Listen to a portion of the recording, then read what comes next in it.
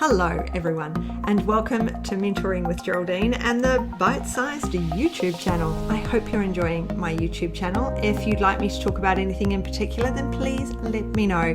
And if you've got any comments, pop them in below. I look forward to seeing you soon.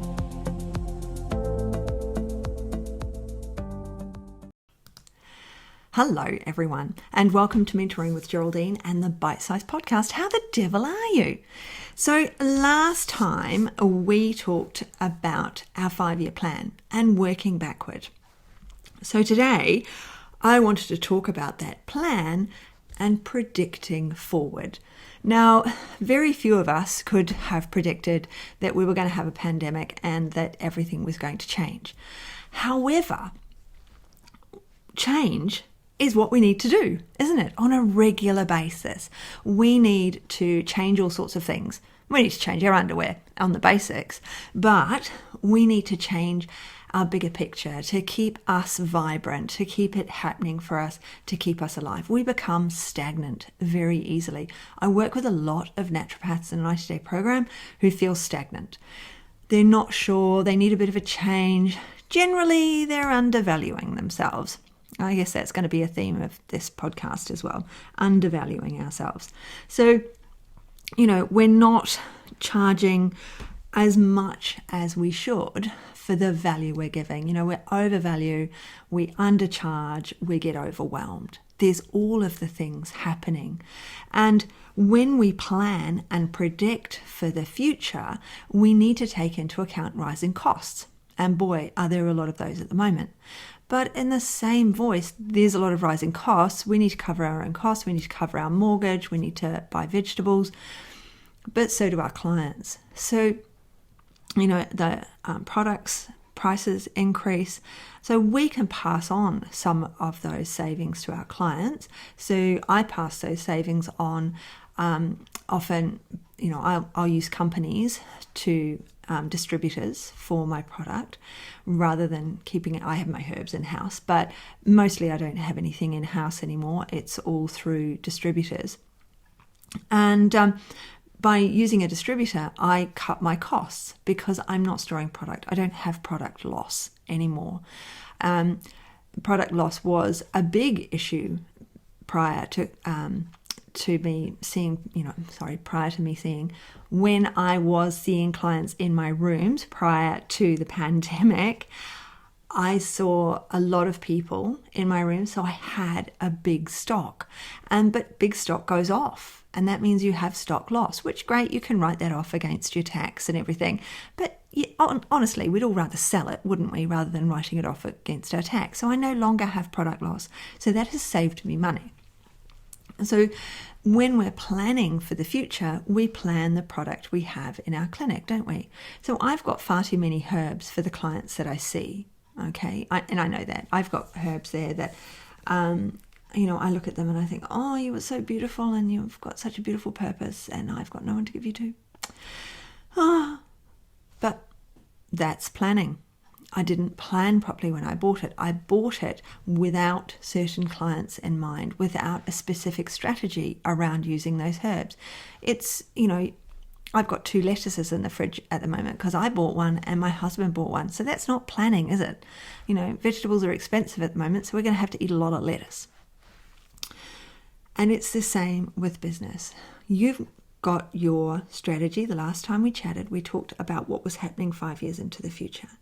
Now, what can we predict into that 5 years? We know where we want to be. We know because you sat down and did it, didn't you? If you haven't, go back and do it. If you get a minute. Anyway, but if we know the future, what we want, and we've started to look at how we're going to get there all the way back to the next 3 months. We also have to look now when we predict to the future and we look at what we looked at last time. It might be that you're predicting overwhelm for yourself. It might be that you're predicting overwork and underpayment. We have to make sure when we are looking to the future that we don't only project, but we predict.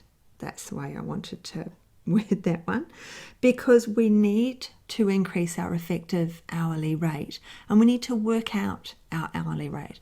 So I've been working with someone in the 90-day program, and she was doing literally a full day's work and then recordings and then doing other things, and she was charging $350. Now, a similar test I can get and charge the client $300, and then I can put my rate on top of that. So, and she's spending all day doing it. So she needed to increase her hourly rate because everyone's hourly rate was more than what she was charging. And she was like, well, I'm just sitting in front of the machine. Well, no. How much did the machine cost? How much did your education cost? And you're sitting in front of the machine, and no one else can sit in front of the machine. You are the only one who can sit. You can't delegate that. You can't hire somebody to sit in front of the machine for you and pay them less while you do something else for that full day. All right?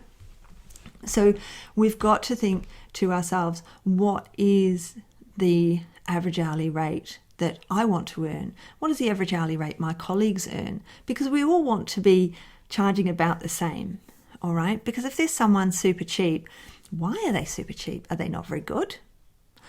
Or is it they're super cheap because they have another income and they want to only service the people who can't afford anything else? But that's also about perception. Because you look at somebody smoking a packet of cigarettes, and I look at them and I think, wow, they must be rich, because packets of cigarettes are exorbitant, and they're purchasing a packet every day. So I think anyone who's got a cigarette in their mouth must be earning way more than me.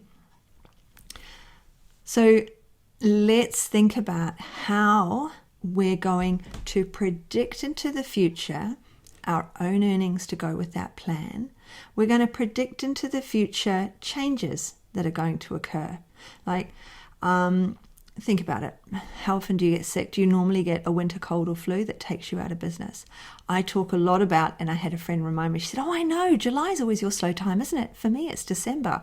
I'm like, well, yeah, I have a slow time in December because I've always chosen to have a slow time in December, and I've always bulked everyone. Like, I have a couple of solid chocker weeks of clients leading into my December break. But July, of course, I always talk about the fact that it took me by surprise. I just suddenly have no clients because I didn't ask them they were going on holiday. It hadn't occurred to me, even though it was school holiday time, it hadn't occurred to me all of my clients were taking their kids out of school for longer and going overseas, and they were going to warm places for the school holidays. Although I knew, it didn't occur to me. So if I had predicted those July slow times, as I do predict December time, it means that I'm prepping for those financially. I'm prepping for those, over Christmas, you'll be getting loads of interviews on the show with other people. I interview other people. And the reason I do that is because I'm not around. I'm not going to be recording shows over the summer. So I'm predicting that. I'm predicting the fact that I'm not around. So I'm going to pre-record those with some amazing people so that they can take a break as well. I'm not hassling them over Christmas or anything else. It's once a year. I'm ringing up people, will you be on the podcast? So when we predict, we need to predict multiple things. We need to predict time, money, energy, okay, and maybe sleep. Maybe some of you need to predict the amount of sleep you're going to get. Because how much time is it going to take us to do those, to get to those goals and those plans that we looked at last time? How much time is that going to take to achieve? If one of them is a website, are you doing that yourself or are you giving it to someone else? Because that's a big part of all of this. What can we pass on to somebody else? But can we afford the passing on part? Okay. So we're going to plan that part, the time. Then the money. So, what do you feel comfortable charging right now? Why do you feel comfortable charging that? How are you going to reach that? I think I said the $1 million goal last time. How are you going to reach maybe maybe you're very part-time, you've got a small child, you're only working a couple of days a week, so maybe the $30,000 or $40,000 goal at the end of the year. How are you going, in 5 years' time, because you'll have 3 kids, you'll be running around. My realistic was up to 5 people a week and no one in the school holidays when my kids were really little. So, how are you going to achieve these things? That financial goal within your time frames. And we've got to predict when we're going to be away. We've got to predict how much sick time is going to be needed, how much sick time our children take up out of our lives. There's all of these predictions and future predictions for our business. So it's not just about how we're going to get to that financial goal. Well, it's not just about the financial goal, it's how we're going to get to these goals and what and who is going to help us achieve these goals. And do we need support with structure? Do we need an audit? Do we need someone to audit what we do and how we do it? Are we getting our clients to come back, for example? Because when they're coming back, as I've said, and I've said repeatedly, you can go to the gym once, but you won't get fit. They need to come back, our clients, because that's how they get well. We need them to come back because it's much easier to support people you get to know very well and understand. You can tailor things to them. It's not like you're rushing to achieve everything. And that's the other thing, isn't it? When we think we're only going to see them once, we kind of throw everything at the problem. We give them the biggest care plan. We give them all the products. We do everything. We get overwhelmed. We overwhelm them. And so they don't come back because they're overwhelmed. So we need to predict how we will change and what we will do to change to make sure that they're coming back, so that we predict our client flow. It does help. If you've been in business a little while and you've got something like Stripe, then you can go and look at your numbers. You can look at your finances and you can look at the amount people give you repeatedly and how much they come back, because that's really important. It's easier to get money from people who've already given you money than from new people. And now the people who've given me money go, yeah, Geraldine, I'm throwing money at you. But then think about it. You threw money at me because you needed to and it's helped you. Or you've chosen not to do those things because you've gone in a different direction. That's happened. I mean, that happens. Of course that happens. But you've thrown money at me repeatedly because you're getting the outcome you desired. Because it's all about outcome. Everything is about outcome.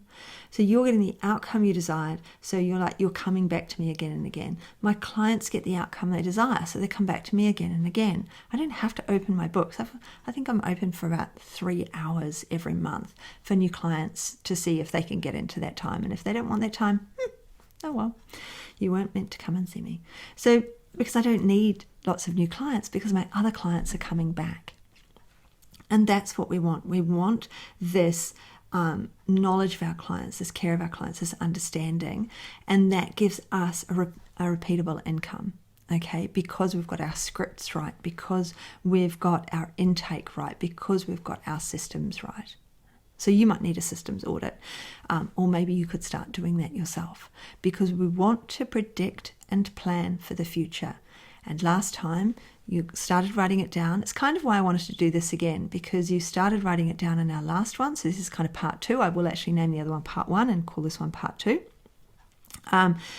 Because you need last times to now predict to the future. You need to look at it again and look at that plan and predict now what's going to get in the way, what's going to slow you down financially. Are there school holidays? Are you going to hold yourself back?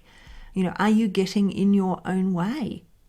It's my husband said that to me one day. He said, sometimes we just get in our own way, don't we? And I was just like, yeah, we totally do. And it's so true when you get in your own way, and we often do with charges, asking people to come back. The simplest things are often where we stop ourselves, because we're judging the person in front of us. We're judging them to not financially be capable of doing what we're asking them to do emotionally, socially, which means that we need to reevaluate how we're speaking to them and what our expectations are. So I hope I've left you with lots of things to think about today, and I hope that you've taken that plan from last time. And if you haven't, go back and listen to last time's podcast and really start making these predictions and these plans so that they're really workable for the future. And if you need any help with them, email me. let's chat. Book a focus call and let's talk about them, especially right now because there's only a few hours coming up and then everything gets closed for Christmas. So get in there and book your focus call so that we can get you on the right track for next year. Whether or not you book in and give me money, book a focus call, because that's the way to make, a lot can get talked about in 15 minutes, trust me. So, and that's really a way to start focusing and looking forward. So if we've not had a focus call, or even if we have and you think now is the time to really step up and step in, then book one. The link's at the bottom of the cast. So looking forward to chatting with you next time, and I hope you have an absolutely beautiful one. And you know the deal. Give us a review if you've got a minute. And I look forward to seeing you on the next cast. Tra! Thanks so much for joining me today. Don't forget to rate, review, and subscribe.